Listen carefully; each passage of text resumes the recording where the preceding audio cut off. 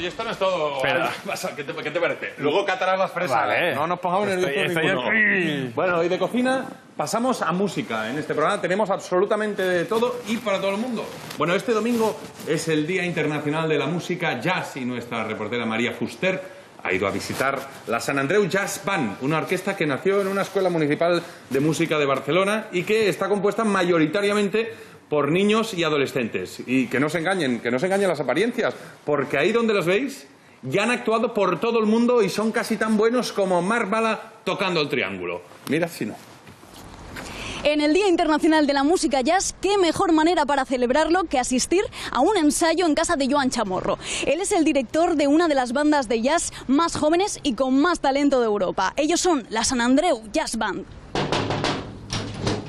Hola, Hola, Joan. ¿Qué tal? Pues mira, nos pillas ensayando ahora mismo. Ah, mira qué bien. Sí, pues tenemos unos conciertos. Welcome to the Jazz House. Hola, chicos. Hola a todos. ¿Cómo estáis?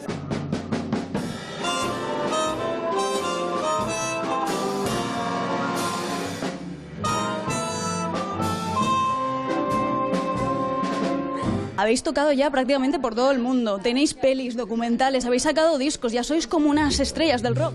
Bueno, del rock, del jazz, más allá. Eso es lo de menos, ¿no? En realidad, nosotros lo que hacemos es pasárnoslo bien, tocar, disfrutar y aprender. Joan, ensayáis en vuestra casa. No sé si eres el típico vecino pesado o como es No. música de calidad, te lo consienten. No, por suerte tengo unos vecinos, tengo un vecino solo que es aquí al lado, que es una familia increíble y saben que tenemos un horario, los respetamos, yo soy muy respetuoso con eso y no hay ningún problema. ¿Cómo decidiste crear una banda de jazz con músicos tan jóvenes?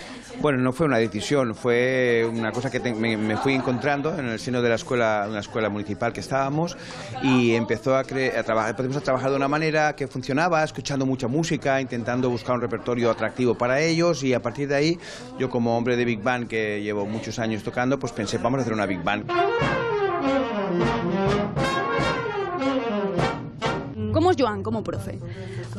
A ver, no podemos decir que no sea estricto, es estricto, pero no es esta imagen como Whiplash, por ejemplo. Es, al revés, ¿no? No, o sea, te pide cosas que son muy cantables, te pide cosas que a ti te llegan y entonces es algo que tú tienes ganas de estudiar. ¿Por qué nos enseñaban en el cole la flauta dulce esa que sonaba fatal y no teníamos un profesor como tú? Bueno, no, a ver, hay muchos profesores muy buenos y yo pienso que cada uno hacemos lo que podemos. Nos olvidamos de que la música es algo mucho más natural, la música va con el hombre y con la mujer, ¿no? No hace falta ser perfecto para ser un músico, para ser un buen músico, porque lo que importa es transmitir, no tanto que todo sea de 10. Eso de improvisar no es muy complicado. Es trabajar, básicamente. Va, improvísame una frase. Bueno, no sé cómo... Una frase. A ver, Así, lo que te venga ahora.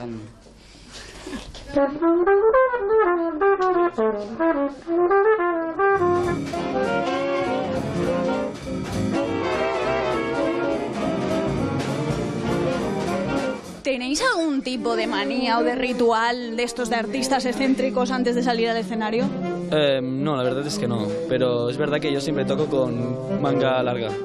Con camisetas de manga larga. Yo no lo quiero llevar la contraria, pero siempre voy con manga corta, ¿eh? ¿Y quién sabe si estoy ahora rodeada de unas grandes estrellas del jazz? No. Some kiss me close my memory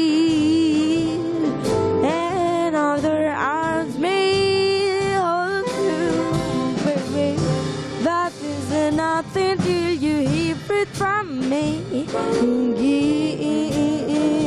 Never will. So please do nothing till you hear it from me. And you'll never win.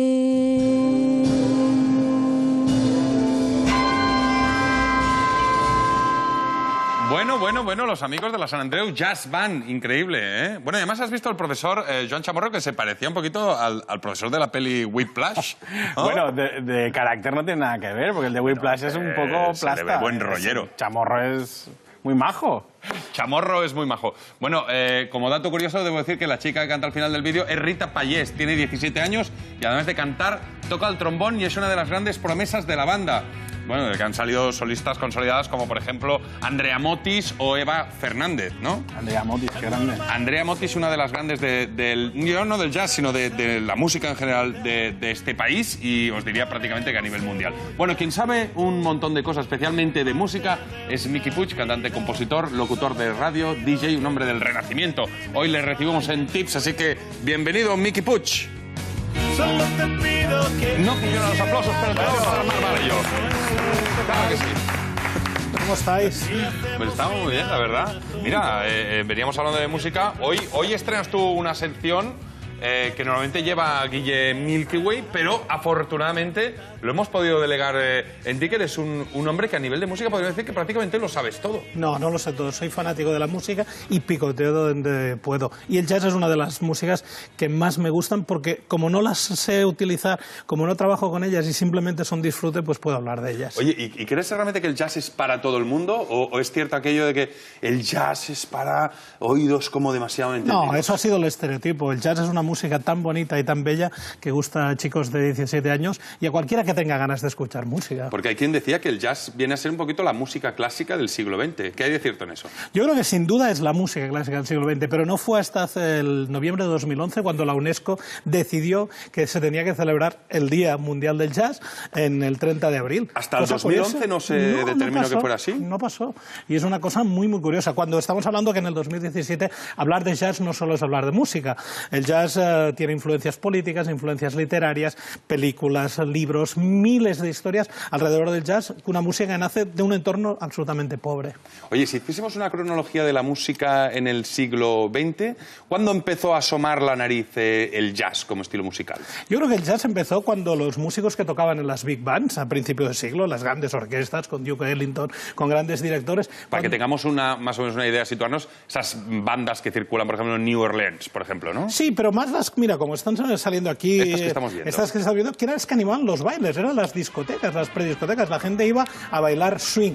Los músicos que tocaban aquí se sentían encorsetados dentro de las partituras, dentro del baile, y por las noches iban a clubs y tocaban esta música de una manera un tanto, podríamos decir, distinta, improvisando, como decía el chico de la San Andreu Jazz Band, para llegar a hacer una música totalmente distinta y nada encorsetado al señor director que hacía el chimpón final y debían dejarlo allí. O sea que nació como prácticamente un síntoma de rebeldía, en cierta manera, ¿no? Rebeldía sobre digamos, los cánones pautados por un director, para tocar precisamente sin director. Rebeldía y luego también economía. Piensa que las grandes orquestas eran combos de 20 personas en los cuales debían repartirse. Estaban a sueldo en muchas ocasiones y luego debían sacarse un sobresueldo en los clubs. El humo, las chicas, incluso en clubs de striptease. Las leyendas de las películas americanas vemos miles de músicos de jazz como tocan en clubs de striptease. Los chicos del vídeo acaban de abrir los ojos diciendo ¿clubs de striptease? No, cuando cumplan los 18 ya les tocará. Oye, claro, decías que para economizar, porque de hecho, si no tengo mal entendido, la batería, tal como la conocemos ahora concepto, se creó prácticamente para el jazz, ¿no? En España, mi padre siempre me contaba, se llamaba el jazz band. Porque ¿Jazz band? El jazz band, porque era reunir todos los instrumentos que los músicos de New Orleans tocaban. Tú fíjate en los desfiles de New Orleans, uno toca el bombo, otro toca los platillos, otro toca la caja, y para economizar alguien juntó este elemento hasta que llegó a ser un instrumento completo. Oye, ¿es posible que el jazz tuviera más éxito en Europa que en su país de origen? Porque con país de origen tenía Estados Unidos, ¿no? Sí, Estados Unidos. El jazz, después de pasar de ser la música de baile, quedó confinado a los clubs y tuvo la mala suerte de competir en los mismos años que el rock and roll, ¿no? La gran explosión del rock and roll hizo que el jazz quedara un poco, como dices tú, ¿no? Para oídos finos, para poco conocedores, y el pop del momento era el rock and roll. Elvis Presley, Chuck Berry y todos esos grandes que revolucionaron la música llegó a Europa y de Europa luego los Beatles la volvieron a llevar a Estados Unidos. Bueno, vamos a escuchar, este que estamos escuchando ahora, ¿quién es? Porque pensaba que íbamos a escuchar ya ver a Miles Davis. Esto es la orquesta de Duke Ellington tocando, como decíamos, las grandes orquestas de la metodología. Este sí que es Miles Davis. Este sí que es Miles Davis, correcto. Digamos que es un emblema, junto a Duke Ellington. Hay otros nombres importantes dentro de... Si ahora nos pudiéramos hacer una lista, cada uno tendría su favorito y nos dejaríamos el de que nos está viendo y podríamos incurrir en una falta grave. Miles Davis y John Coltrane yo creo que son los dos grandes porque son los que revolucionan el jazz. El disco Rebirth of Cool es un disco que revoluciona la música. So What yo creo que es de las piezas que más han tocado en el mundo, pero sí que son músicos que llegan a su cenit durante los años 50, 60, que es cuando creo que el jazz llega ya a su nivel máximo. A su cenit. Sí. Vamos a escucharlo un poquitito, si te parece.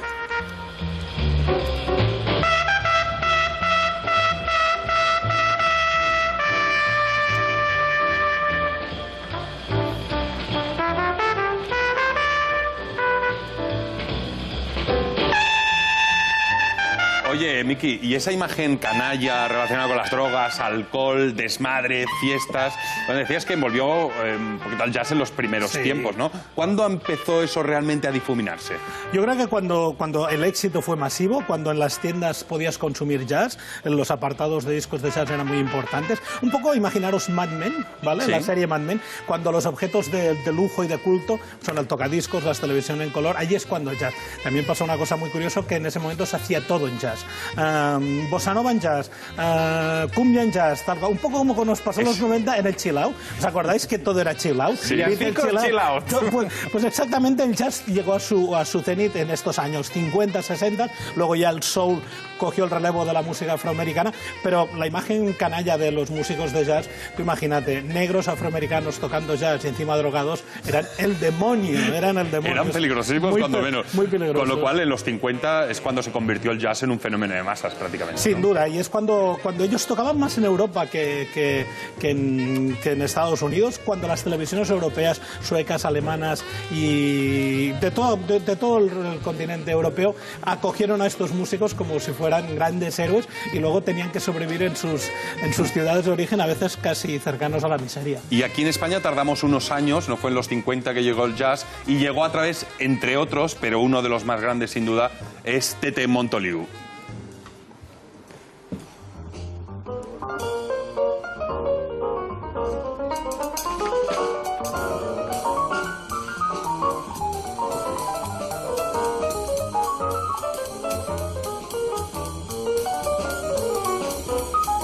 Bueno, en agosto concretamente se cumplirán 20 años de su muerte. ¿Se puede decir que Tete Montoliu y Pedro Iturralde fueron los dos grandes del género en nuestro país? Son los dos grandes, al menos a nivel mundial. Tú cuando lees una enciclopedia del jazz casi siempre salen sus nombres. Aquí estamos viendo una actuación del único programa que ha habido de jazz en la televisión española, el gran Cifuentes, desde el año 84 al 91 hacía Jazz entre amigos, un programa donde daba cancha a todos estos músicos y donde el jazz ya se normalizó. En España el jazz empezó en los años 20, antes de la Guerra Civil, y durante la Guerra Civil la gente escuchaba el jazz de manera clandestina. No fue hasta que empezamos a abrirnos un poco, a huir del folclore, y grandes ciudades como Madrid y Barcelona empezaron a recibir, pues eso, las bases americanas, los discos que llegaban de extraperlo, y el jazz se puso a normalizarse. Oye, Tete Montoliu además era invidente. Era invidente, y tú sabes una anécdota muy buena, que era capaz de tocar mientras escuchaba al Barça. Esto es una de las anécdotas más grandes. Escuchaba siempre con una radio cuando el Barça tenía partido, y en sus improvisaciones, de repente, cuando hacía escalas muy menores y un poco entusiastas, es que había pasado algo importante. A lo mejor es que estaba Kubala o el crack de la época que estaba a punto de marcar un gol. Oye, Miki, como siempre esto se nos queda corto, espero que vuelvas otro día a contarnos, pero déjanos un tip sobre el género que estamos abarcando hoy, que es el jazz. Hombre, el tip vital es que cuando se termina el vinilo, porque el jazz se debe escuchar en vinilo, dejemos correr, dejemos estos minutos, que golpee la aguja el final, y que este sea el momento de respirar y asumir todo lo que has oído. Pues mira, si te parece, vamos a hacer una cosa. Vamos a intentar que desde arriba nos encuentren ese sonido de final de vinilo. No sé si lo tenemos, pero en cualquier caso, la recomendación de Miki es esa. Cuando acabamos de escuchar jazz, dejemos rodar el vinilo, y con esta cadencia espero que nos firmes en nuestra Shine Cam y dejas la rúbrica de tu sección. Gracias, chicos. Miki Puig, ha sido un placer tenerte con nosotros otra vez. Hasta luego.